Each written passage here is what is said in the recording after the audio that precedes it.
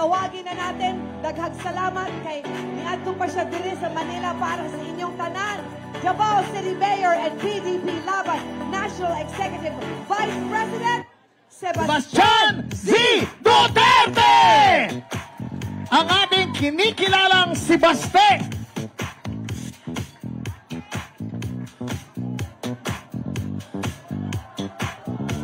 Palakpakan po natin uli, Sebastian Z. Duterte!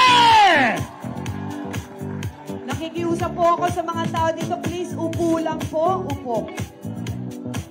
Sa ating pinakamamahal na Pangulo at Chairman ng Partido Demokratiko Pilipino, Pangulong Rodrigo Roa Duterte, sa lahat ng mga kasapi ng PDP, mula sa mga opisyal at mga miyembro sa buong Pilipinas, sa ating mga kapwa Pilipino, isang makasaysayang araw sa ating lahat.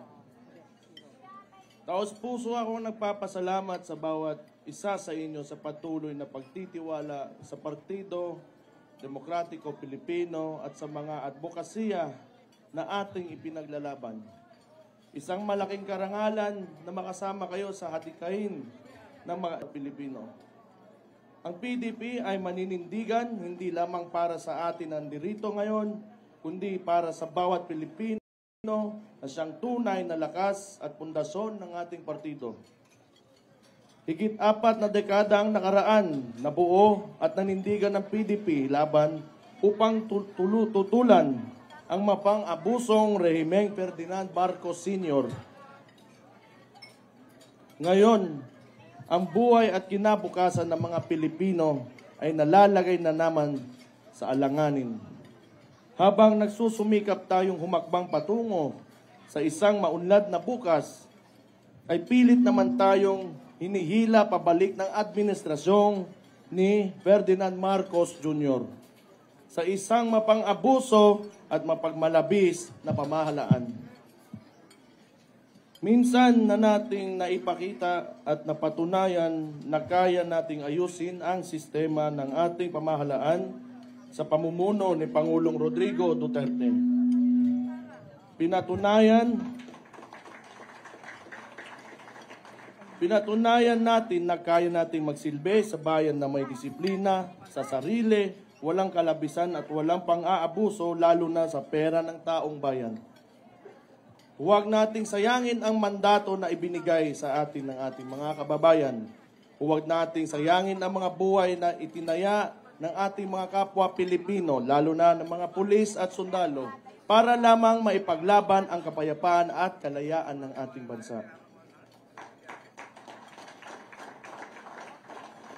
Bilang mga lingkod bayan, tungkulin nating ibigay sa mga Pilipino ang buhay na masagana, bansang mapayapa at lahing maipagmamalaki sa buong mundo. Bilang mga tunay na kasapi ng PDP at boses ng mga Pilipino, patuloy tayong makikilahok, magsasalita at makikipaglaban. Mga kapatid, nagsisimula pa lamang tayo. Mahirap at mapanganib man ang landas na ating tatahakin, hindi ito mapapawi ang nagliliyab nating mga damdamin para sa isang mapayapa at maunlad na bansa. Hindi tayo uurong, patuloy tayong hahakbang para sa karangalan ng mga Pilipino at ng buong Pilipinas. Walang makakapigil sa atin kapag tayo ay magkakaisa at buong pusong mag-aalay ng ating buhay para sa kinabukasan ng ating pinakamamahal na bayan. Ipaglaban natin ang kinabukasan ng mga kabataan. Ipaglaban natin ang kapayapaan. Ipaglaban natin ang malinis, tapat at makatao na pamahalaan. Ipaglaban natin ang ating bayan. Mabuhay ang PDP!